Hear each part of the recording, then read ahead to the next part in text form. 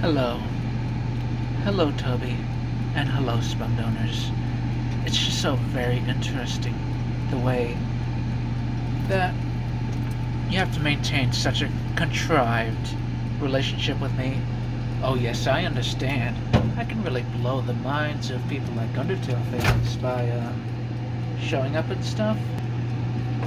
Yeah, I got bored of that part a long time ago, so maybe you could have, I don't know, maybe bit of a creative adult and actually, built up our various creative communities, so they had places to exist as basically uh, a method actor, because you're generating content from me.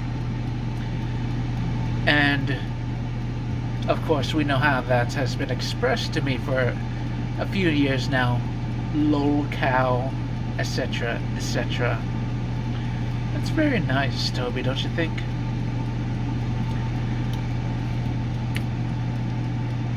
A fellow, just some random guy, he really does his best to help, expand upon individuality, human interconnection, and all that, helping people understand the more monstrous side of, things. Because in Christian teaching, it is said that, God gave the animals so people could understand themselves and stuff, and other purposes for the animals, of course, for those, uninitiated. Anyway, so I like animals like scorpions. The scorpions are a funny example because Jesus literally uses scorpions as an example of what a parent would not give to his children. And, God is kind of like a parent. He's like a parent. But he's existence itself. He's a necessary being, so he's not exactly like a parent. Doesn't need to reproduce and all that. But God gave people scorpions. And I do love scorpions, although people try to turn this against me. I mean, they did a lot of damage, but it was a really stupid move. You see, Toby and Spumdonors, the cockroaches always came first in your world. Those who exploit others. Those who can't engage with artwork like a genius. Of course, I'm not just talking about geniuses enjoying artwork, but if you're going to be making artwork that is forming the identities and the challenges and all that of children, you should probably get a genius involved in there somewhere. A genius who can, chill the less desirable aspects of the various candidates trying to, make an impact on future generations. Yeah, you want a genius, not just a dude with a lot of money. Although I have a lot of money in a way. You remember Homestuck, Toby. All those boon dollars, boon from the gods. It's making fun of a Catholic for prioritizing treasures in heaven, as Jesus said.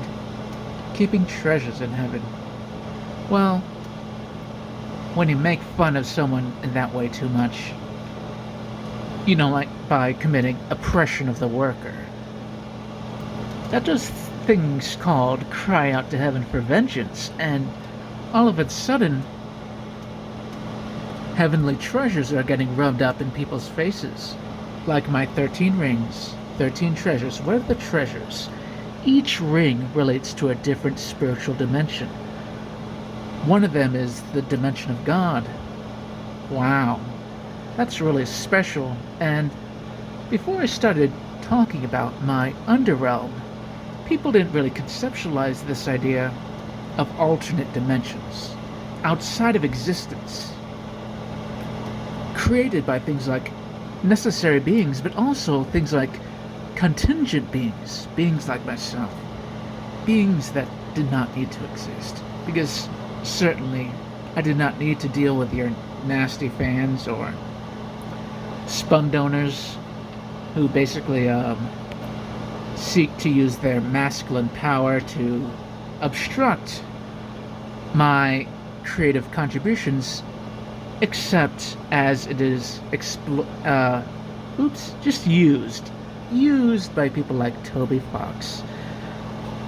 That way, things don't get too good, and Spumdonor won't lose his fond childhood memories of 101 Dalmatians without having to, because he doesn't want to lose them by thinking of my dog character, who's, he's all, red, like his skin is missing or something. Yeah. Because that's a cool take on Disney cartoons, and well, it turns out that when you're elect and you're going to heaven and you've got cosmic destiny and people are such assholes to you that you got your heavenly treasures retroactively written into the fabric of existence, well, that makes things a little bit interesting. You start learning about 101 Dalmatians way more than Spumdonor ever wanted, because of course, every dude's dick has got to have a vote, right? Every inept, idiotic penis that, my dog, in part, he is basically my genitalia as a dog. That's one thing he is. You can't really understand him. It's just one of his things. He's like an animal. But instead of being stupid, he's an animal inside and out. You have to think of him like an animal. Just like an animal thinks of a human. Basically. I love seeing this face on this air fryer. So, the thing with the Undertale is that Undertale is supposed to get people acclimated to the idea of a dude who talks about this dog monster all the time that is like half of his personality or something. Yeah.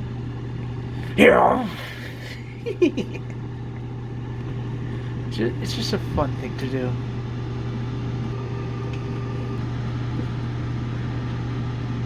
Yeah, he's supposed to do that. But I understand Toby. Non-binaries have a way more inspiring story. They went to public school and they weren't allowed to be boys or girls properly, and also the dudes have to exist in longhouses on most of social media and in most workplaces. Oh, and also the women are supposed to be careerists and live their lives as if they engage with careers like men do, and so it blends together with ideas of gender neutrality. And that's when a couple friends of mine come in, because actually their identities are magically merged with mine because of my ochre power, the power of ochre, the 13 rings. They have the color ochre. Just like God has the color white, and the Supreme Lord of Mystery, the Trickster, has the color black. Yeah. Yeah. Supreme Lord of Darkness on the earth. Yeah. And so you kind of get using that magical, essence to make the kids feel better about all their public school and their career and their social media damage by being like, Kayla Campbell or Michelle, who did Muffet. And some other girls, like just random girls that were on Homestuck General. Just random ones. It just makes people feel better when they have that I suppose in this instance it isn't dog magic because people usually don't want their children being eviscerated by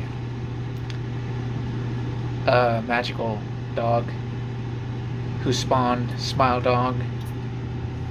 Just have a nice smile on the internet. It's a nice smile, but he has a lot of other smiles. Smiling is kind of his thing, you know. But he's not always called Smile Dog. I prefer to call him as my dog. Just dog. It's very polite. Because there's all kinds of doggy things he could be doing. Just kind of keep the broad swath of dogginess open. Yeah. And so, Toby,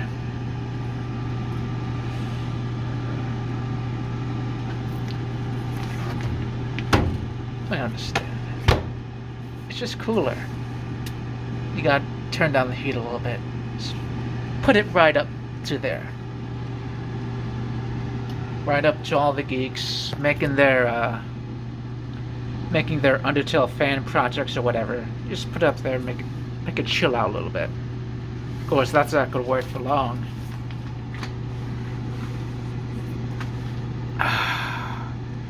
It's not gonna work for long. You know?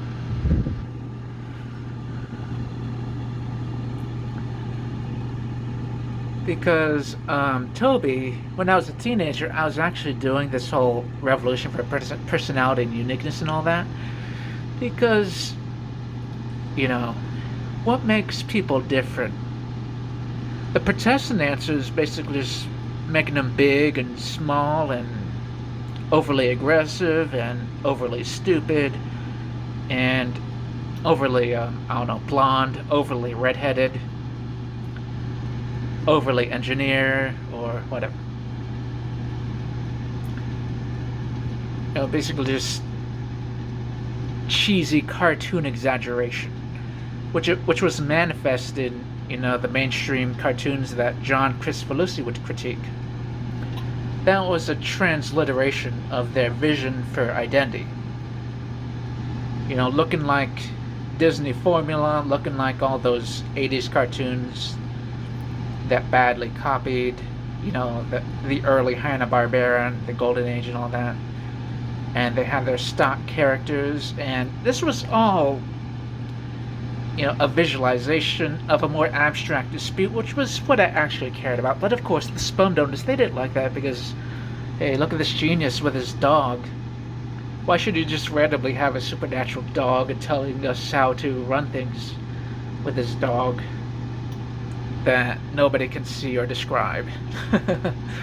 It's actually a funny situation.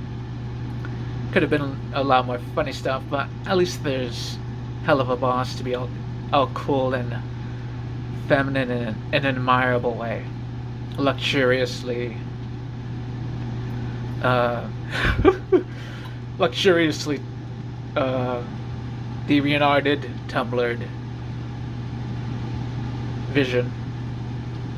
Yeah. So, anyway, the Spumdonors would bring up things like John K's cartoon principles, but why exactly were they yelling at a random, you know, kid, 17, 18 years old? Why is he so important? Why is he so different from everybody else? Because that's why he liked Ren and Stimpy. The friendship, the uniqueness. Ren is so different from Stimpy, who is so different from some of the other characters like George Liquor. Even though George Liquor didn't appear much, he made a big impact. I actually liked him. But of course, in the canon of Spumdonor, oh, nobody likes George Liquor. He's just John's daddy issues. And of course, this just kind of queerly melts into the idea of people today, young people today, having daddy issues about where exactly does the abstract essence, the essence of uniqueness, of personalness, where is it going? Where's it coming from? Who's responsible for, you know, all the creative visions around here? Who orders the aesthetics and all that? The philosophy, the trends, the humor. You don't have to tell me that girls do that, because that was always obvious to me. How dare you reject our mainstream character arc for you? We worked so hard on it for Caliborn. Yeah, well, I make fun of things like that. It's associated with my dog, and the Spumdonors got angry at me for it. Yeah. When I was a teenager. By the way, if you notice I'm a bit less interesting of a person, I don't have my diet sodas and varieties of energy drink zeros, and all that flavor gets processed to imbue, my contributions online to be more interesting and flavorful. Yeah, I'm basically a freak of nature who can turn flavor into flavor. Isn't that nice? But I understand. Spumdonor's got his flavors. I'm just too interesting. Maybe they would disown Spumdonor. The neighborhood children or whoever. If they knew how cool I was. And I could just eat flavors and all of a sudden flavors. I mean, I literally drink Monster Energy drinks. Yeah, that's good. It just literalize the symbols and stuff. And it's very cool that nobody wanted to learn about that. They were busy with their careers. They didn't want to learn about the magic cats, the magic dog, the magic memes, the magic of 20th century culture. Anthony from the Twilight Zone, Anthony from Ren and Stimpy. What does it all mean? I understand. Careers were the priority.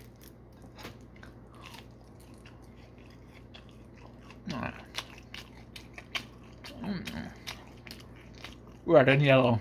Yeah, I'm a freak of nature. And one of the reasons why I'm having some ketchup and mustard is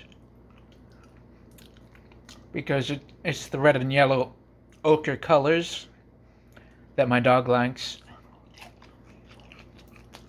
And my dog likes deep frying. Things like my my deep mixed drawings with the vibrant, the deep texture, yeah. So, and the chickens, is gotta eat the birds, the non-human birds. Gonna have some chomps of that with the ochre sauce, the red and yellow sauce. I understand.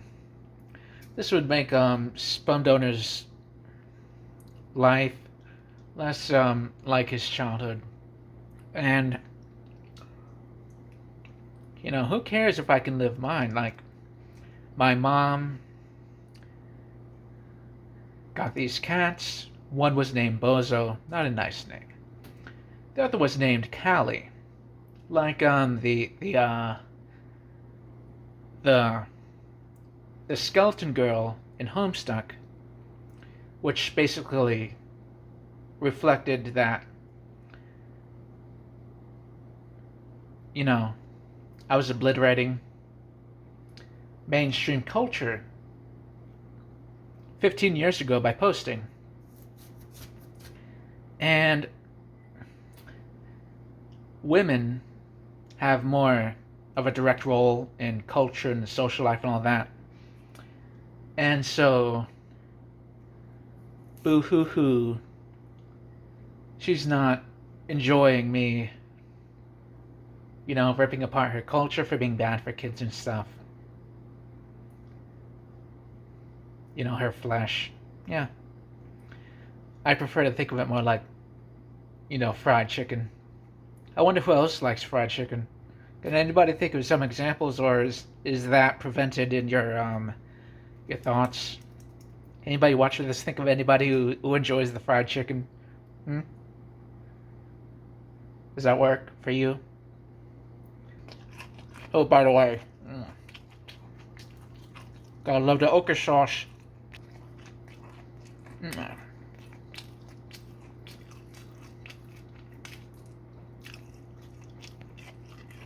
If you actually read my stuff.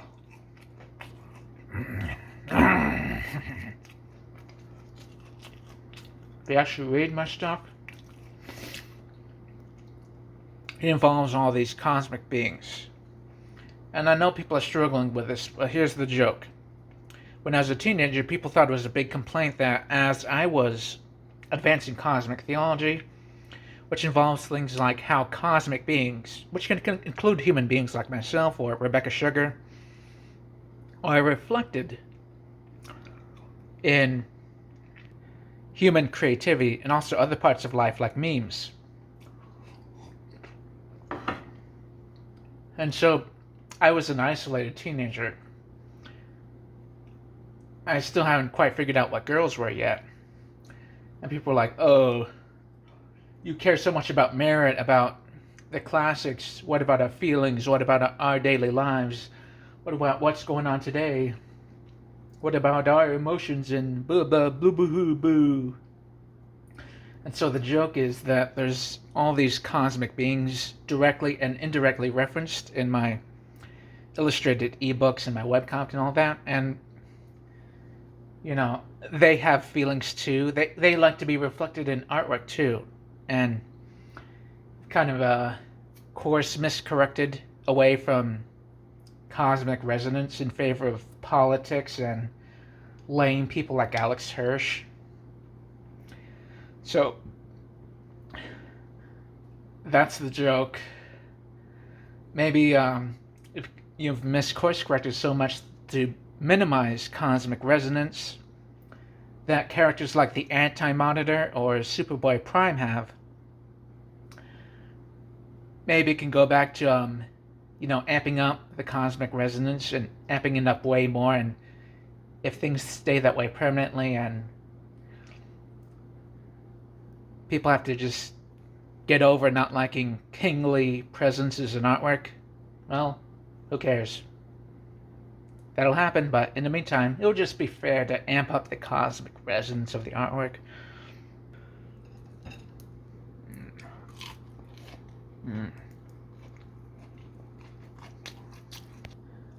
Another freaky thing I do is get more sauces and flavor food multiple times in a meal.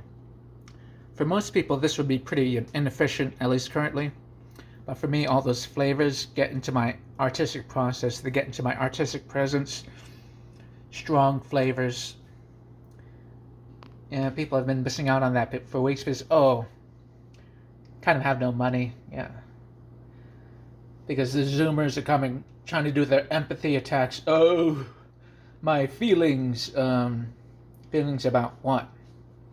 I looked at your queer artwork and there was a lot of symbolism, not only of hating chuds, subterranean conservatives like myself, but there's also specific symbolism for myself, both in my cosmic life and also in my individual human life, as with, people who hated Caliborn. So why exactly am I supposed to read that? It would cause even more massive psychic damage if I did that. What exactly are these empathy attacks supposed to do? Empathize with what? Y'all enjoying things that I built in the culture? Y'all enjoying being evocative of me more than I am? Because people don't want to grant my personality anymore. The dog, the weird-ass posts, the strange resonance with famous movies and characters, like Harlan Ellison's I Have No Mouth and I Must Scream, and Anthony from the Twilight Zone, and the Anti-Monitor, and all that, the Superboy Prime, and all those Star Trek aliens and shit.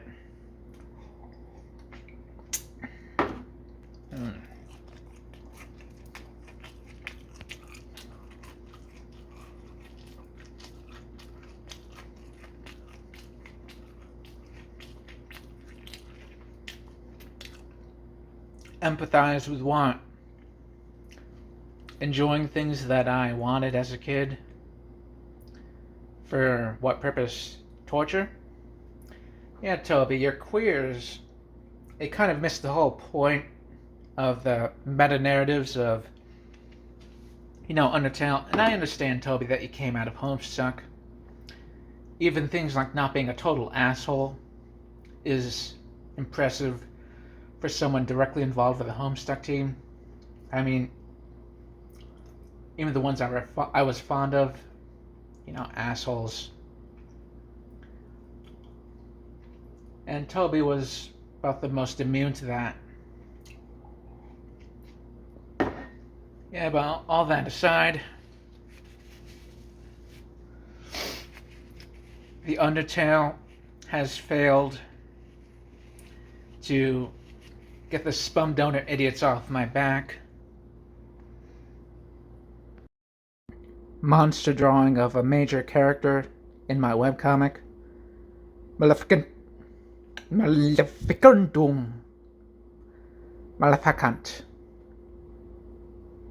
The dragon. The secret Disney dragon, who is my dragon Sona. Vroom vroom. Yes, there isn't a friendly environment for this, no, is there? For the cool dragon version of myself. But at least, slowly, so slowly, people involved with Homestuck and also some younger people are being redeemed from their Homestuck proximity. I guess I have to give that a grade. How about marshmallow loaf out of oatmeal raisin bran? Yeah, process that, whatever. I hope it's not gonna fuck any girl's head at this point. Because I don't believe in sex. Yeah. And Toby, the Spumdonor people are coming along while I was discussing Undertale with you and Michelle and all that. And they're telling me, oh, be hyper fixated on John K. Oh, go hang out with John K. And for the uninitiated, here's a good example of a queer empathy attack. Because, oh, boo-hoo, I was so obsessed with John K's legacy, and the queers were going around living their lives, and maybe they wanted something different besides me obsessing over John K. Oh, boo-hoo. John K. is a philosopher. I know people don't acknowledge him as a philosopher, except maybe if you construe it hard enough. Google calling him a blogger, that might count, maybe, if you look hard enough. Yeah, John K., once I became an adult, as I was getting close to becoming an adult, like when I was 15 years old, he was a philosopher to me. I didn't care about the cartoons anymore. I discussed cartoons as basis of culture, basic building blocks for children to enjoy. You start from the ground up instead of how people started things with me, lecturing me about wanting to read books. Oh, you gotta save the books for after you graduate. You know how you call me a genius? I need the books. I think with the creativity. Yeah, when I was in high school, I just couldn't think anymore. I became non-verbal, and I couldn't connect with anybody because in the public schools, it wasn't allowed to be focused on creativity. So I got F's and D's because, I needed friendship and all that, and I guess technically it was possible for me to maybe undergo identity death and become an AI version of myself and become a generic public school person and then commit suicide in 10 years. But the heavens are like, no, that's not a life outcome you're going to see from that guy. He's gonna be more like Anthony from the Twilight Zone. Inevitably, you just have to decide how he's gonna turn out as basically Anthony from the Twilight Zone in real life. So anyway, here's the part in It's a Good Life where Anthony is at his TV or his phone. They didn't have phones back then, or at least smartphones. And he's got his dinosaurs, Dragon's like a dinosaur, and he's got them fighting. Well, technically, I guess I'm always fighting with myself or whatever else. Like Satan. Satan's also a dragon. I got my dragon form. I'm going against Satan. Yeah. So I'm bashing my dragon against, Satan's dragon sona. Oh, that's a good one. And I don't know. I guess people aren't driving with it. Maybe, Toby, if you work hard enough, you can make my Dragon Sona bashing against Satan's Dragon Sona in my It's a Good Life Twilight Zone TV show better working, with your monster branding. Maybe, Toby? Because a dragon this cute can't really go to waste, because in my imagination he's way scarier. He just kind of, just inflicts devastation. Upon Disney Watcher players around the Kingdom Hearts, and actually remember seeing a cinematic of him,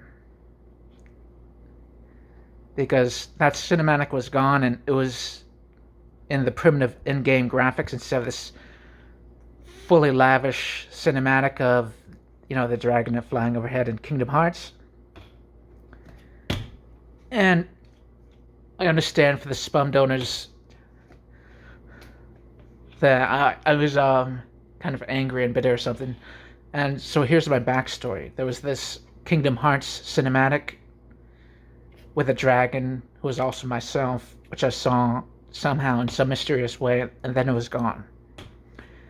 Yeah, that was the reason why. So you just inject that into their mental illness, downloading, and then they just kind of start lashing out, freaking out, because they can see there's a ring of truth there. Much like how there's a ring of truth that some personal close friends of mine are involved with the non-binary trend and stuff, and their brains freak out and they get angry and they start lashing out at, or maybe themselves, because their brains don't work anymore. The subconscious just whirls around because they gotta remember that they're not supposed to develop the subconscious, because that random guy on the internet named Guy was going to develop that for cartoons and stuff. It's going to be fun. There's going to be this big Kingdom Hearts thing, the black and white chessboard theme.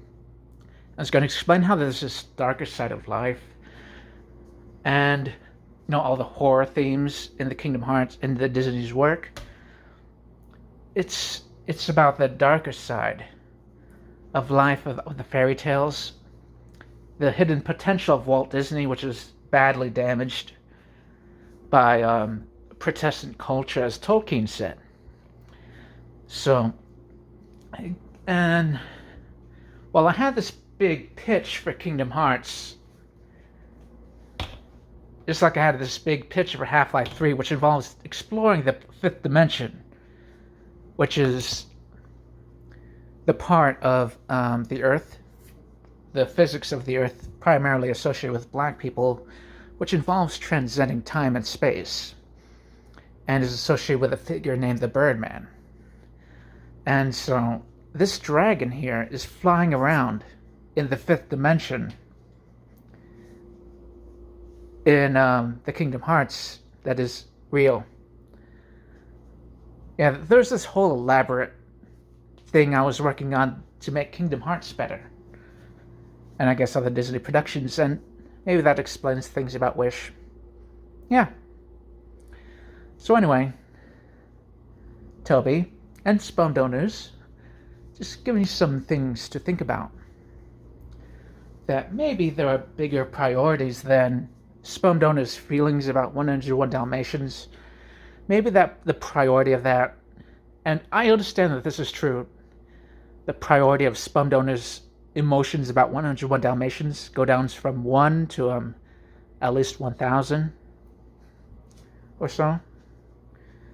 And maybe a bunch of things becoming good could rise in priority with understanding of the cosmos and stuff, but I understand. There's a sympathetic backstory. This is all leading to the end times where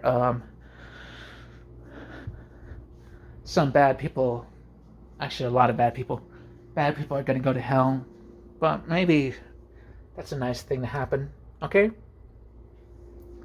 And as they can go to hell, they can see me being cool one last time. Go to hell.